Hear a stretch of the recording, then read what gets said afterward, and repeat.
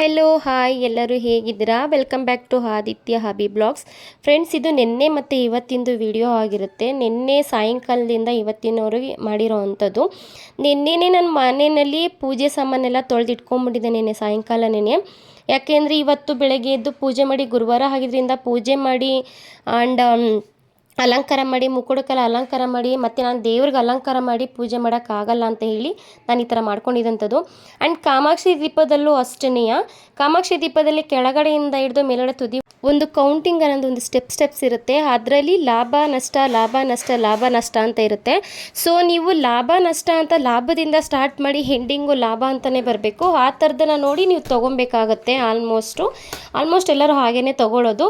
ನನ್ನ ಹತ್ರ ಆ ಥರ ಇರಲಿಲ್ಲ. ಲಾಸ್ಟಲ್ಲಿ ನಷ್ಟ ಅಂತ ಬರ್ತಿತ್ತು. ಅದನ್ನು ತುಂಬ ಚಿಕ್ಕದಿತ್ತು, ಅದನ್ನು ಎಕ್ಸ್ಚೇಂಜ್ ಮಾಡಿ ಇದನ್ನು ನಾನು ತೊಗೊಂಡಿದ್ದಂಥದ್ದು. ಲಾಭ ಅಂತ ಬರೋದನ್ನು ಲೆಕ್ಕ ಮಾಡಿ ತೊಗೊಂಡಿದ್ದಂಥದ್ದು. ಅದು ಆ್ಯಕ್ಚುಲಿ ನನಗೆ ನನ್ನ ಫ್ರೆಂಡ್ ಕೊಡಿಸಿದಂಥದ್ದು. ಈ ಥರ ತೊಗೊಬೇಕು ಅಂತ ಹೇಳಿ ಅವಳು ನನಗೆ ಗೈಡ್ ಮಾಡಿದಂಥದ್ದು. ಅವಳು ನಾನು ಯಾವತ್ತೂ ಪೂಜೆ ವಿಚಾರದಲ್ಲಿ ನಾನು ಅವಳನ್ನ ತುಂಬ ಅಂದರೆ ತುಂಬ ನೆನ್ಪು ಮಾಡ್ಕೋತೀನಿ ಫ್ರೆಂಡ್ಸ್. ಸೊ ನಾನು ಎಲ್ಲ ಬೆಳ್ಳಿ ಐಟಮ್ನು ನಾನು ತೊಳೆದಿರೋದು ಏನರಲ್ಲಪ್ಪ ಅಂತಂದರೆ ನಾನು ಕೋಲ್ಗೇಟ್ ಪೌಡ್ರ್ನಲ್ಲಿ ನಾನು ತೊಳೆದಿರೋ ಅಂಥದ್ದು. ತುಂಬ ಅಂದರೆ ತುಂಬಾ ಬ್ಲ್ಯಾಕ್ ಆಗಿರುತ್ತೆ. ತುಂಬ ಬ್ಲ್ಯಾಕ್ ಆಗಿದ್ದು ಕೋಲ್ಗೇಟ್ ಪೌಡ್ರಲ್ಲಿ ತೊಳೆಯೋದ್ರಿಂದ ತುಂಬ ಚೆನ್ನಾಗಿ ಪಳ ಪಳ ಪಳ ಅಂತ ಹೊಳಿತಾ ಇರುತ್ತೆ. ನಮ್ಮ ಮನೆ ಬೆಳ್ಳಿ ಐಟಮ್ ನೋಡಿದ್ರೆ ನಿಮಗೂ ಗೊತ್ತಾಗುತ್ತೆ. ಸೊ ನನಗೆ ಈ ರೀತಿ ಅಲಂಕಾರ ಮಾಡೋದು ಅಂದರೆ ತುಂಬ ಇಷ್ಟ. ನನಗೆ ದೇವ್ರಿಗೆ ಅಲಂಕಾರ ಮಾಡೋದು ಮತ್ತು ದೇವ್ರಿಗೆ ಪೂಜೆ ಮಾಡೋದು. ಆ್ಯಂಡ್ ತುಂಬ ಜನ ಹೇಳ್ತಾರೆ, ಇವಳಿಗೇನು ಮಾಡೋ ಕೆಲಸ ಇಲ್ಲ, ಇವಳಿಗೆ ಯಾವಾಗಲೂ ದೇವ್ರು ಅನ್ಕೊಂಡು ಕೂತಿರ್ತಾಳೆ ಅಂತೆಲ್ಲ ಅಂತಾರೆ. ಆ್ಯಂಡ್ ನನ್ನ ಪಾಪುಗೆ ಆಕ್ಸಿಡೆಂಟ್ ಆದಾಗಲೂ ಅಷ್ಟೇ, ನನಗೆ ಪರ್ಸ್ನಲಿ ಏನೋ ಪ್ರಾಬ್ಲಮ್ ಆದಾಗಲೂ ಅಷ್ಟೇ, ನೀನು ಅಷ್ಟೊಂದು ದೇವ್ರು ಮಾಡ್ತೀಯ, ನಿನ್ಗೆ ಯಾಕೆ ಈ ಥರ ಆಯಿತು, ನಿನ್ಗೆ ಯಾಕೆ ಆ ಥರ ಆಯಿತು ಅಂತೆಲ್ಲ ಕೇಳ್ತಾರೆ. ಕೇಳೋರಿಗೆಲ್ಲರಿಗೂ ತಲೆ ಕೆಡಿಸ್ಕೊಳ್ಬಾರ್ದು. ಅದರಿಂದ ನಾನು ತಲೆ ಕೆಡಿಸ್ಕೊಳಕ್ಕೆ ಹೋಗೋದಿಲ್ಲ. ನನ್ನ ಮನಸ್ಸಿಗೆ ಏನು ಖುಷಿ ಆಗುತ್ತೋ ಅದನ್ನು ನಾನು ಮಾಡ್ತೀನಿ. ಸೊ ದೇವರಿಗೆ ಅಲಂಕಾರ ಎಲ್ಲ ಮಾಡಿ ನಾನು ಅದು ದೇವರಿಗೆ ದೃಷ್ಟಿ ಬರೆಯೋ ಟೈಮಲ್ಲಿ ನಾನು ಏಕೆಂದರೆ ಏಕಾಗ್ರತೆ ಬೇಕು. ಅದಕ್ಕೆ ನಾವು ದೇವ್ರ ವಿಚಾರದಲ್ಲಿ ನಾವು ಏನೇ ಮಾಡಬೇಕಾದ್ರೂ ಏಕಾಗ್ರತೆ ಬೇಕಾಗುತ್ತೆ. ಸೊ ಆದ್ದರಿಂದ ನಾನು ಅದಕ್ಕೆ ಕೈ ಮುಕ್ಕೊಂಡು ಅದಕ್ಕೆ ನಾನು ಕಣ್ಣು ಬರೆಯೋದು ಆ್ಯಂಡ್ ಲಿಪ್ಸ್ಟಿಕ್ ಹಾಕೋದು ಇದೆರಡನ್ನ ಫೈನಲಲ್ಲಿ ಮಾಡ್ಕೊತೀನಿ. ಸೊ ಇದನ್ನು ನಾನು ಆ ಥರ ಮಾಡೋ ಅಂಥದ್ದು. ಎಲ್ಲ ನೀಟಾಗಿ ರೆಡಿ ಮಾಡಿದಾಗ ಫೈನಲಿ ಅಮ್ಮ ಅಂತೂ ತುಂಬ ಅಂದರೆ ತುಂಬ ಚೆನ್ನಾಗಿ ಕಾಣಿಸ್ತಾ ಇದ್ರು. ನನಗೆ ಖುಷಿ ಆಯಿತು. ನರಮನುಷ್ಯರಾದರೂ ನಮಗೆ ಮೇಕಪ್ ಅಲ್ಲ, ನಮಗೆ ರೆಡಿ ಮಾಡೋದು ಅಂತ ಏನಿಲ್ಲ. ತಾಯಿಗೂ ಕೂಡ ನಾವು ರೆಡಿ ಮಾಡಬೇಕಾಗತ್ತೆ. ಯಾಕೆಂದರೆ ನಮ್ಮ ಮನೇಲಿ ನಾವು ಕೂರಿಸೋ ದೇವ್ರಿಗೂ ಕೂಡ ರೆಡಿ ಮಾಡಬೇಕಾಗತ್ತೆ. ಏಕೆಂದರೆ ಅವ್ರಿಗೂ ಅಂದ ಅನ್ನೋದೊಂದಿರುತ್ತೆ. ಆ್ಯಂಡ್ ಅವ್ರಿಗೂ ಇದಿರುತ್ತೆ, ಏನಪ್ಪ ಮನಸ್ಸು ಅನ್ನೋದಿರುತ್ತೆ. ನಾವು ರೆಡಿ ಮಾಡಿ ಕೂರಿಸಿರ್ತೀವಿ, ತಂದುಬಿಟ್ಟಿರ್ತೀವಿ ಅಂದ ಮಾತ್ರಕ್ಕೆ, ನಾವು ಬೆಳ್ಳಿ ಬಂಗಾರ ತಂದು ಹಾಕಿರ್ತೀವಿ ಅಂದ ಮಾತ್ರಕ್ಕೆ ಅದರಲ್ಲಿ ಕಳೆ ಅನ್ನೋದು ಬರಬೇಕು. ಸೊ ಅದನ್ನು ನಾವು ಯಾವ ಇದರಲ್ಲಿ ತಂದಿರ್ತೀವೋ, ಯಾವ ದೇವರು ಅಂತ ತಂದಿರ್ತೀವೋ ಆ ರೂಪದಲ್ಲಿ ಅದಿರುತ್ತೆ. ಸೊ ನಾನು ತಂದಾಗಲೂ ಅಷ್ಟೇ ಮಾರಮ್ಮ ಅಂತ ಹೇಳಿ ತಂದಿದ್ದು ಮುಕ್ಕೊಡೋಣ. ಸೊ ದೇವಸ್ಥಾನದಲ್ಲಿಟ್ಟು ಇದನ್ನು ಕೂಡ ನಾನು ಪೂಜೆ ಮಾಡಿಸಿದಂಥದ್ದು. ಸೊ ನಾನು ಅದಕ್ಕೆ ಅಂತಲೇ ಒಂದು ಚಿನ್ನಿಗೆ ಹಾಕೋದು ಒಂದು ಮೇಕಪ್ದೆಲ್ಲ ಇತ್ತು. ಸೊ ಅದನ್ನು ನಾನು ಇನ್ನೂ ಯೂಸ್ ಮಾಡಿರಲಿಲ್ಲ. ಅದನ್ನು ಹಾಕೋಣ ಫಸ್ಟ್ ಅವ್ರಿಗೆ ಅಂತೇಳಿ ಅಮ್ಮನಿಗೆ ನಾನು ಅದನ್ನು ಹಾಕ್ತೆ. ಯಾಕೆಂತಂದರೆ ಅದು ಒಂಥರ ಲೈಟ್ ಬೆಳಕಿಗೆ ಪಳ ಅಂತ ಹೊಳಿತಾ ಇರುತ್ತೆ ಅಂತ ಹೇಳಿ ಇದು ಮಾಡಿದಂಥದ್ದು.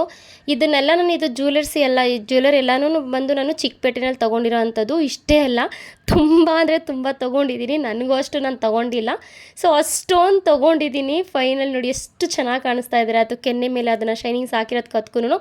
ಮತ್ತು ಇದು ಇನ್ನೊಂದು ಇಂಪಾರ್ಟೆಂಟ್ ವಿಷಯ ಫ್ರೆಂಡ್ಸ್, ಇದು ನಾನು ಇಲ್ಲಿ ಇಡ್ತಾ ಇರೋ ಅಂಥದ್ದು ಬಂದು ವಿಳ್ಯೆದೆಲೆ ಅಲ್ಲ. ಶಾಸ್ತ್ರದಲ್ಲಿ ಹೇಳ್ತಾರೆ, ವಿಳ್ಯೆದೆಲೆ ಮಾವಿನ ಎಲೆ ಬಿಟ್ಟರೆ ಯಾವ ಎಲೆನೂ ಇಡಬಾರ್ದು ಅಂತ ಹೇಳ್ತಾರೆ. ಇದು ನನಗೆ ಪರ್ಸ್ನಲ್ ಎಕ್ಸ್ಪೀರಿಯನ್ಸ್ ಆಗಿದೆ. ಯಾರು ಏನು ಅಂದ್ಕೊಂಡ್ರೂ ನಾನು ತಲೆ ಕೆಡಿಸ್ಕೊಳ್ಳೋದಿಲ್ಲ.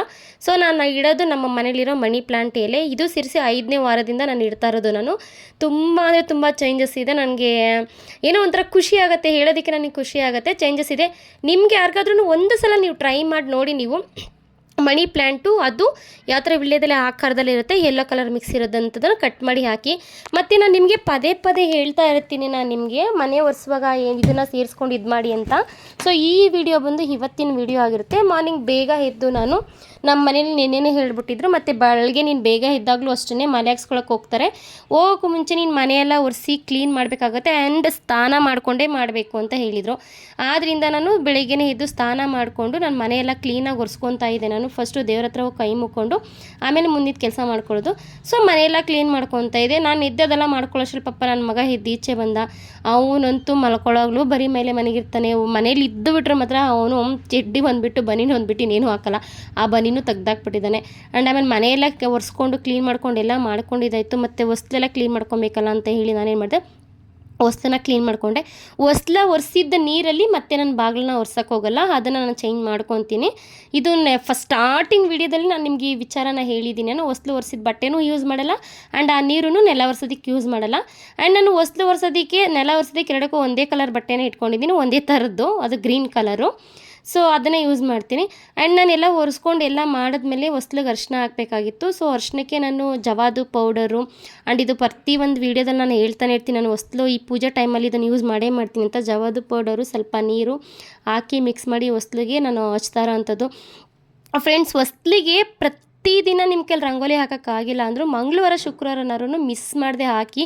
ಯಾಕೆಂದರೆ ರಂಗೋಲಿ ಅನ್ನೋದು ಅಂದಕ್ಕೆ ಮಾತ್ರ ಹಾಕೋದಲ್ಲ, ಮನೆ ಮುಂದೆ ರಂಗೋಲಿನ ನೋಡಿ ಲಕ್ಷ್ಮಿ ಮನೆ ಬಾಗಿಲಿಗೆ ಬರೋದಂತೆ, ಮನೆ ಒಳಗಡೆ ಬರೋದಂತೆ ಬಾಗಿಲಿಂದ. ಲಕ್ಷ್ಮಿ ಬರುವಾಗ ಕೂಡ ನಮ್ಮ ಮನೇಲಿ ಗೆಜ್ಜೆ ನಾದನ ಮಾಡಿಕೊಂಡು ಬರ್ತಾಳೆ ಅಂತ ಹೇಳ್ತಾರೆ. ಸೊ ಅದರಿಂದ ಹೊಸ್ಲಿಗೆ ಅರಿಶಿನ ಕುಂಕುಮ ಇಡೋದ್ರಿಂದ ಹಿಡ್ದು ರಂಗೋಲಿ ಹಾಕೋದ್ರಿಂದ ಹಿಡ್ದು ಎಷ್ಟು ಪ್ರಾಮುಖ್ಯತೆ ಇದೆ ಅಂತಂದರೆ ಅಷ್ಟೊಂದಿದೆ. ಆ್ಯಂಡ್ ಇದನ್ನು ರಂಗೋಲಿನ ಪ್ರತಿ ಶುಭ ಕಾರ್ಯದಲ್ಲೂ ಯೂಸ್ ಮಾಡ್ತಾರೆ. ನಾನು ರಂಗೋಲಿಗೆ ಅಕ್ಕಿ ಹಿಟ್ಟು ಮಿಕ್ಸ್ ಮಾಡಿ ಹಾಕಿರೋವಂಥದ್ದು. ಇಲ್ಲಿ ನಾನು 4 ಕಡೆ ಹಾಕಿದ್ದೀನಿ, ಅದರಲ್ಲಿ 3 ಕಡೆ ಮಾತ್ರ 5 ಹಾಕಿದ್ದೀನಿ, ಒಂದು ಕಡೆ ಮಾತ್ರ 5 ಎಳೆ ಹಾಕಿದ್ದೀನಿ, ಒಂದು ಕಡೆ ಮಾತ್ರ ಒಂದು ಎಳೆ ಮಿಸ್ ಮಾಡಿ 4 ಎಳೆ ಹಾಕಿದ್ದೀನಿ. ಯಾಕೆ ಅಂದರೆ ನಾವು ಹಾಕೋ ಎಳೆ ಒಂದು ಬೆಸ ಸಂಖ್ಯೆಯಲ್ಲಿ ಇರಬೇಕು, ಸಮ ಸಂಖ್ಯೆಯಲ್ಲಿ ಇರಬಾರ್ದು ಹೊಸ್ಲ ಮೇಲೂ ಕೂಡ. ಇದನ್ನು ನೀವು ಮೈಂಡಲ್ಲಿ ಇಟ್ಕೊಳ್ಳಿ, ಓಕೆನಾ. ಸೊ ನನಗೆ ಟೈಮ್ ಆಗೋಗ್ಬಿಟ್ಟಿತ್ತು ಅಂತ ಹೇಳಿ ಆಮೇಲೆ ನಾನು ಹೂಗೆ ಹೇಳಿದೆ. ನನಗಿನ್ನೂ ಹೂವು ಬಂದಿರಲಿಲ್ಲ, ಅಷ್ಟರಲ್ಲೆಲ್ಲ ಇದನ್ನೆಲ್ಲ ಮುಗಿಸ್ಕೊಂಬಿಡೋಣ ಅಂತ ಹೇಳಿ ನಾನು ಇದು ಮಾಡ್ಕೊತಾ ಇದ್ದಂಥದ್ದು. ನನ್ನ ಕೈಲಿ ಎಷ್ಟು ಹಾಕೋದಕ್ಕೆ ಸಾಧ್ಯನೋ ಅಷ್ಟು ಹಾಕ್ತೀನಿ. ಆ್ಯಂಡ್ ನನಗೆ ಒಂದೊಂದ್ಸಲ ದಿನ ಹಾಕೋದಕ್ಕಾಗಲ್ಲ, ದಿನ ಹಾಕೋಕ್ಕಾಗಿಲ್ಲ ಅಂದರೂ ಅಟ್ಲೀಸ್ಟ್ ಶುಕ್ರವಾರ ಮಂಗಳವಾರನಾರು, ಅಟ್ಲೀಸ್ಟ್ ಗುರುವಾರ, ಶುಕ್ರವಾರ ಮಂಗಳವಾರ ಅಲ್ಲ, ಗುರುವಾರ ಮತ್ತು ಸೋಮವಾರ ಮಿಸ್ ಮಾಡಿದೆ ನಾನು ಹಾಕ್ಕೊತೀನಿ. ಯಾಕೆಂದರೆ ಶುಕ್ರವಾರಕ್ಕಿಂತ ಗುರುವಾರನೇ ಪೂಜೆ ಮಾಡ್ಕೊಂಬಿಡ್ತೀನಿ ಈ ನಡುವೆ ನಾನು. ಯಾಕೆಂದರೆ ನಮ್ಮ ಮನೇಲಿ ರಾಯರ್ ಫೋಟೋ ಬಂದು 2 ವರ್ಷ ಆಗ್ತದೆ. 2 ವರ್ಷದಿಂದಲೂ ನಾವು ಅದೇ ರೀತಿಯೇ ಮಾಡ್ಕೊತಾ ಇರೋದು. ಆಮೇಲೆ ಹೂವು ಇನ್ನೂ ಬಂದಿರಲಿಲ್ಲ, ಹೂವು ಇನ್ನೂ ಕೊಟ್ಟು ಕಳಿಸಿರಲಿಲ್ಲ ಹುಡುಗ. ನಾನು ಇಲ್ಲಿ ಯಾಕೋ ಹೂವು ನಂಗೆ ಅಷ್ಟೊಂದು ಕಂಫರ್ಟಬಲ್ ಆಗ್ತಾ ಇರಲಿಲ್ಲ. ಸೊ ನಾನು ಗಿರಿನಗರದಿಂದ ಒಂದು ಹುಡುಗನ ಹತ್ರ ಹೂವು ತರಿಸ್ಕೊತಾ ಇದ್ದೆ. ಅವನಿಗೆ ಹೇಳಿದೆ, ನನ್ನ ತಮ್ಮನಿಗೆ ಹೇಳಿದೆ. ಆ ಹುಡುಗ ಏನು ಮಾಡ್ತಾನೆ, ಅಕ್ಕ ನಾನು ಪೋಟ್ರಲ್ಲಿ ಕಳಿಸ್ಕೊಡ್ತೀನಿ ಅಂತ ಹೇಳಿದ. ಸರಿ ಓಕೆ ಆಯಿತು ಅಂತೇಳಿ ಅಷ್ಟರಲ್ಲಿ ನನ್ನ ನೈವೇದ್ಯಕ್ಕೆ ಏನಾರು ರೆಡಿ ಮಾಡ್ಕೊಳ್ಳೋಣ ಅಂತೇಳಿ ಒಂದು ದಪ್ಪದ ಉಪ್ಪಿಟ್ಟು ರವೆ, ದಪ್ಪ ರವೆ ಉಪ್ಪಿಟ್ಟು ರವೆನ ತೊಗೊಂಡು, ಉಪ್ಪಿಟ್ಟು ರವೆಲಿ ದಪ್ಪ ರವೆ ಮೀಡಿಯಮ್ ರವೆ ಬರುತ್ತೆ, ಅದನ್ನು ತೊಗೊಂಡೆ. ಒಂದೇ ಒಂದು ಚಿಕ್ಕ ಕಪ್ಪಲ್ಲಿ ತೊಗೊಂಡಿದ್ದೀನಿ. ಆ ಚಿಕ್ಕ ಕಪ್ಪಲ್ಲಿ ತೊಗೊಂಡು ಎಷ್ಟೊಂದು ಆಗೋಯ್ತು ಫ್ರೆಂಡ್ಸ್ ಅದು. ಸೊ ಅದಕ್ಕೆ ತುಪ್ಪ ಹಾಕಿ ನೀಟಾಗಿ ಕೆಂಪಾಗಿ ಹುರ್ಕೊಂಡು, ಅದೇ ಯಾವ ಕಪ್ಪಲ್ಲಿ ನಾನು ರವೆ ತೊಗೊಂಡಿದ್ದೋ ಅದೇ ಕಪ್ಪಲ್ಲಿ ನಾನು ಇದನ್ನು ತೊಗೊಂಡಿದ್ದೀನಿ, ಸಕ್ಕರೆನ ತೊಗೊಂಡಿದ್ದೀನಿ. ಸಕ್ಕರೆ ಅದೆರಡನ್ನೂ ಮಿಕ್ಸ್ ಮಾಡಿ ಚೆನ್ನಾಗಿ ಅದನ್ನು ತಿರುಗಿಸಿ ಎಲ್ಲ ಮೆಲ್ಟ್ ಆದಮೇಲೆ ಅದಕ್ಕೆ 1 ಲೋಟ ಹಾಲನ್ನ ಹಾಕ್ಕೊತಿದ್ದೀನಿ. 1 ಲೋಟ ಹಾಲು ಹಾಕ್ಕೊಂಡು ಅದು ಕುದಿಯೋ ಅಷ್ಟರಲ್ಲಿ, ಯಾಕೆಂದರೆ ತುಂಬ ಬೇಗನೆ ಈಸಿ ಅದು. ಕುದಿಯೋಷ್ಟರಲ್ಲಿ ಪಕ್ಕದಲ್ಲಿ ಒಂದು ಪುಟಾಣಿ ಒಂದು ಬಾಣಲಿ ಇಟ್ಕೊಂಡು ಅದಕ್ಕೆ ಏಲಕ್ಕಿ ಕಾಯಿ ಆ್ಯಂಡ್ ಎರಡೆರಡು ಲವಂಗ, ಎರಡೆರಡು ಏಲಕ್ಕಿ ಕಾಯಿ, ಗೋಡಂಬಿ ದ್ರಾಕ್ಷಿನ ಹಾಕಿ ಫ್ರೈ ಮಾಡಿಕೊಂಡು, ಈ ಕಡೆ ಏನು ಕುದ್ದಿದೆ ಅದು ಸಜ್ಜಿಗೆ ಥರ ಮಾಡ್ತಾಯಿದ್ದೀನಲ್ಲ, ಸೊ ಅದಕ್ಕೆ ಅದನ್ನು ಹಾಕ್ಕೊಂಡು ಚೆನ್ನಾಗಿ ಮಿಕ್ಸ್ ಮಾಡ್ಕೊಂಡು ಒಂದೇ ಒಂದು ಸ್ಪೂನ್ ತುಪ್ಪ ಹಾಕ್ಕೊಂಡು ತಂದರೆ ಮುಗ್ದೇ ಹೋಯ್ತು. ತುಂಬ ಅಂದರೆ ತುಂಬಾ ಈಸಿ. ದೇವ್ರಿಗೆ ನೈವೇದ್ಯಕ್ಕೆ ಏನಾದ್ರು ಮಾಡಬೇಕು ಅಂತಂದರೆ ಈ ಥರ ಮಾಡಿಕೊಂಡ್ರೆ ಸಜ್ಜಿಗೆನ ತುಂಬ ಚೆನ್ನಾಗಿ ಈಸಿನೂ ಕೂಡ. ಆ್ಯಂಡ್ ಅದಕ್ಕೆ ಕಲರ್ ಆಗ್ತು ಅಂದರೆ ಕೇಸರಿ ಭತ್ತ ಹೋಗ್ಬಿಡುತ್ತೆ.